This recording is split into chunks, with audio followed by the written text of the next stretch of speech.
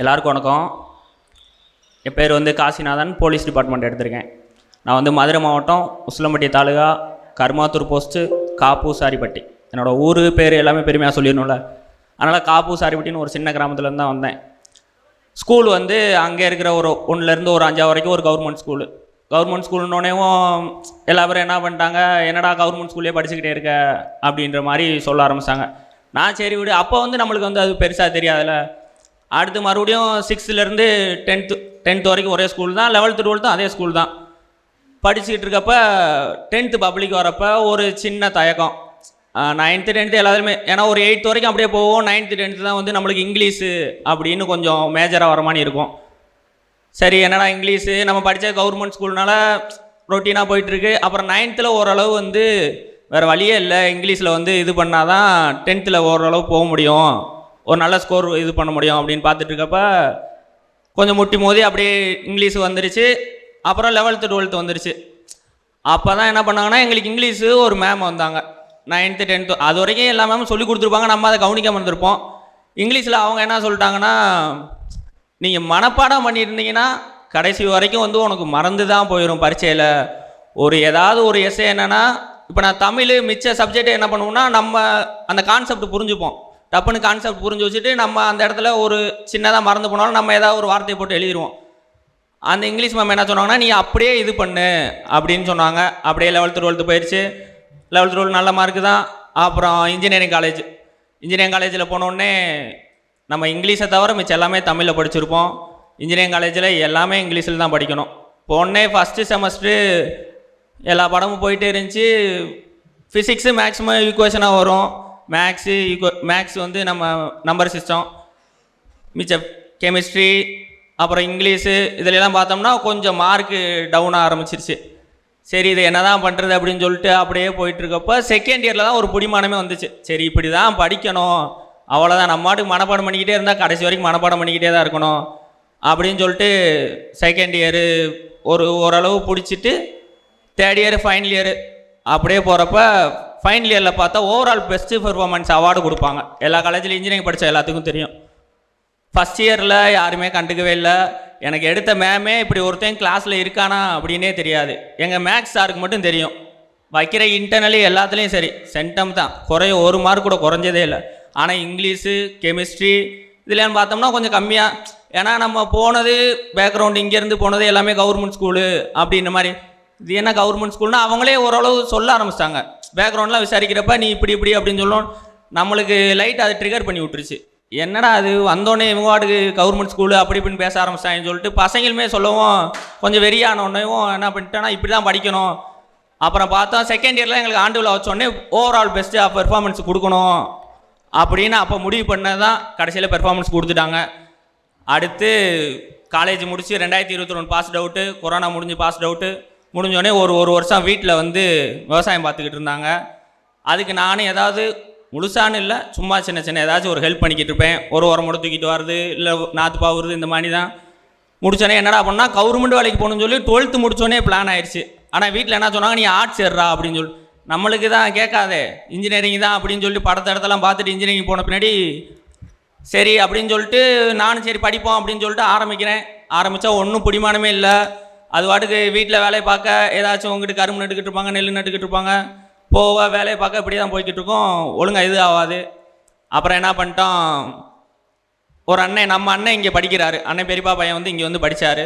படிக்கிறப்ப அந்த அண்ணன்ட்ட கேட்டேன், இந்த மாதிரி அண்ணன் இங்கே வரலாம்ண்ணே, சுரேஷுக்கு வரலாம்னு இருக்கேன், தம்பி மதுரையிலே இருக்கலப்பா அப்படின்னு அந்த அண்ணன் கேட்குறப்ப, அண்ணே மதுரையிலேருந்து உனக்கே தெரியும், நம்ம வீட்டில் வேலையில் வரும், திடீர்னு வாடான்னு கூப்பிட்டா நம்ம மாட்டுக்கு வந்துடணும், நம்ம அதுக்கு நம்ம ஒன்றும் பண்ண முடியாது, இதுனா நம்மளை கூப்பிடவும் மாட்டாங்க, தேடவும் மாட்டாங்க, நம்ம மாட்டுக்கு வந்துட்டு பார்த்துட்டு போயிடலாம் அப்படின்னு சொல்லவும் அந்த அண்ணன் மூலியமாக தான் இங்கே வந்தேன்.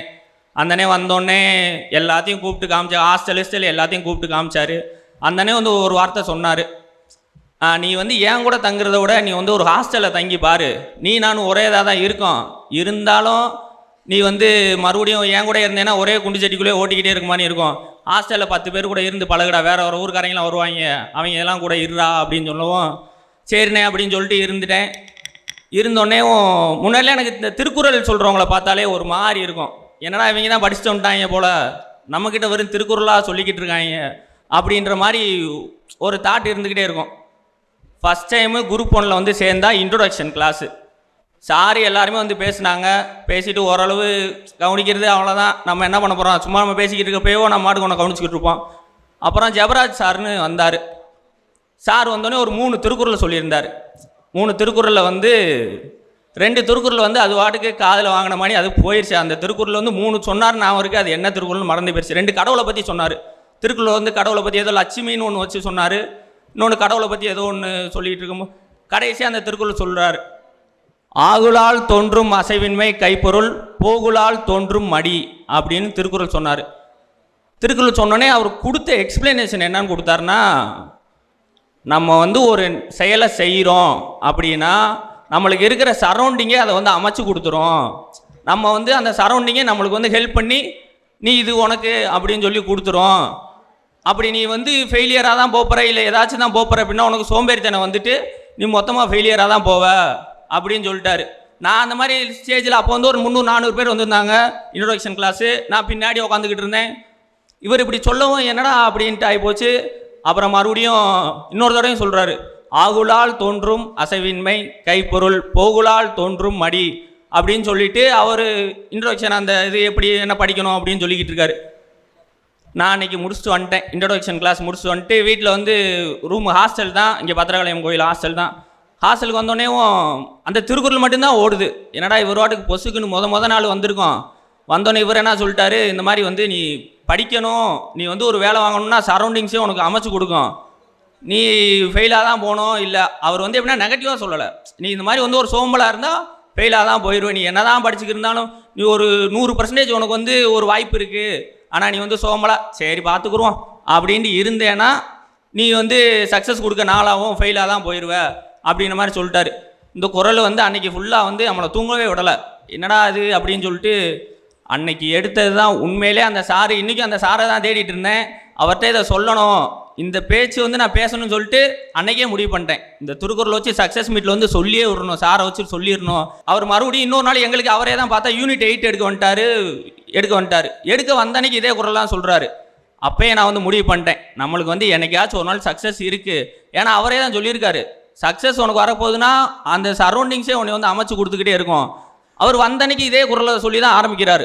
ஆகுலால் தோன்றும் அசைவின்மை கைப்பொருள், போகுலால் தோன்றும் மடி அப்படின்னு சொல்லிட்டு ஆரம்பித்தோடனே நான் அப்போயே முடிவு பண்ணிட்டேன், நம்மளுக்கு இருக்குது.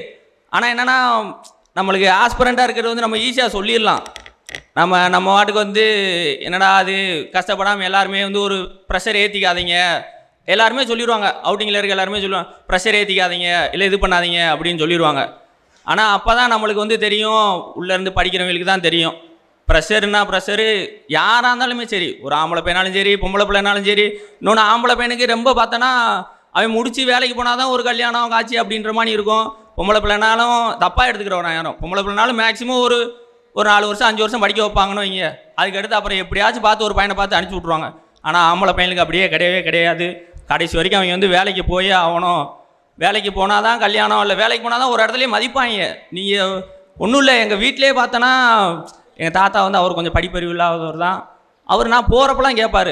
நான் வந்து ஒரு வருஷம் படித்தேன், படித்து முடிச்சுட்டு ஃபஸ்ட் அட்டம்ப்ட்டு குரூப் 1 அட்டம்ப்ட்டு தான். இதில் இன்னொரு பெரிய துயரம் என்னென்னா, எனக்கு ரொம்ப ஒரு ஆசை என்னென்னா, என் குடும்பத்தில் நான் தான் முதல் பட்டதாரியேவும். Government engineering முடித்தாச்சு. நான் அந்த ஃபோட்டோ வாங்கி எங்கள் வீட்டில் வந்து செவுத்தில் நல்லா மாட்டி விடணும் அப்படின்னு சொல்லி நான் எல்லாமே இது பண்ணி டிஸ்டிங்ஷன் எடுத்து வச்சு, டிஸ்டிங்ஷன் இல்லை அந்த ஓவரால் பெர்ஃபார்மன்ஸ் அது வந்து ஆனுவல் டேல தான் கொடுப்பாங்க. பட் இந்த இது காலேஜ் டிகிரி முடிச்ச வந்து என்னென்னா அந்த வருஷம் அந்த கான்வெகேஷனில் வச்சு கொடுப்பாங்க. அந்த கான்வெகேஷன் அன்றைக்கி என்னென்னா காலேஜில் 2 பில்டிங் இருக்குது. ஒரு பில்டிங்கில் எங்களுக்கு கான்வெகேஷன் நடக்குது, இன்னொரு பில்டிங்கில் பார்த்தா குரூப் 1 எக்ஸாமு. அவங்க ஒன்று மேனேஜ்மெண்ட்டு அவங்க எதை நினச்சி வச்சாங்கன்னு தெரில, அவங்களையும் தப்பு சொல்ல முடியாது. பார்த்தா குரூப் 1 எக்ஸாம் அன்னைக்கு நான் தேம்பி நான் ஏதோ பரீட்சை எழுத போல, ஆனால் எனக்கு வந்து இந்த மாதிரி செவுத்தில் மாட்டணும் அப்படின்ற ஆசை. எங்கள் அம்மாட்ட கேட்டால் எங்கள் அம்மா சொல்லுது, நீ பரீட்சை கூட எழுத வேணாம்டா, போட போய் வாங்கிட்டோடா, அவன் வீட்டில் வச்சு மாட்டிக்கிருண்டா. ஏன்னா எங்கள் வீட்டில் அதுக்கு முன்னாடி தலைமுறையில் வாங்கவே இல்லை. ஃபஸ்ட்டு கிராஜுவேட்டே நான் தான். ஒரு கோட் சூட்டு போடுறேன் அப்படின்னாலே நான் தான். என் தாத்தா அவரோட சும்மா ஏற்கலவை போட்டு உழுதுகிட்டு இருப்பார், மம்பட்டிலாம் தேய்ச்சி. அவர் எங்கள் அப்பாவும் அவரோட்டுக்கு இருப்பார், ஊருக்குள்ளே தான் இருப்பாங்க.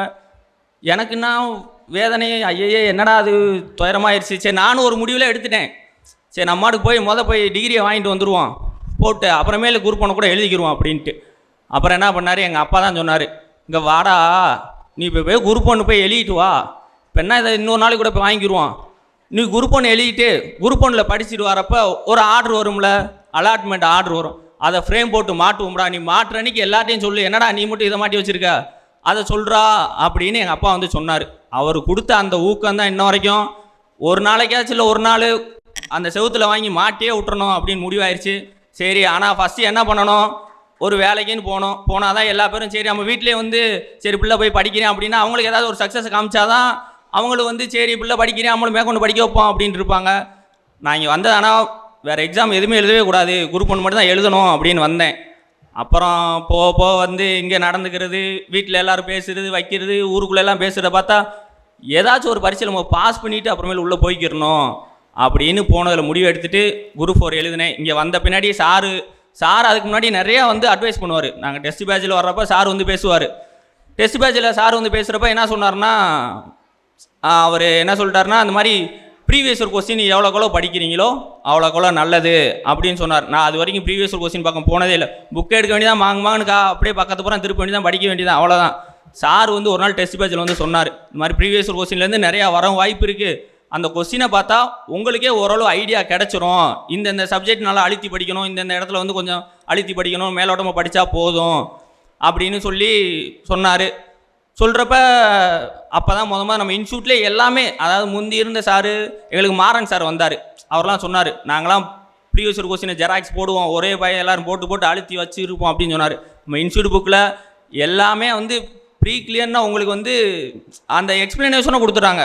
இப்போ பாபர் பானிபட் போர் அப்படின்னா அவர் எப்போ வந்தார், யார் கூப்பிட்டு வந்தா அவரை அப்படின்னு ஒரு இதோட போட்டாங்க. அது எனக்கு ரொம்ப ஹெல்ப்ஃபுல்லாக. நீங்கள் படிச்சிருங்க, எல்லாரும் படிச்சிருக்கேன், எல்லாரும் மேக்ஸிமம் ப்ரீவியஸ் கொஸ்டின் பார்க்காம யாரும் வந்துருக்க மாட்டேங்க. நான் முழுக்க நம்ம இன்ஸ்டியூட் புக்கை தான் ஃபாலோ பண்ணியிருந்தேன்.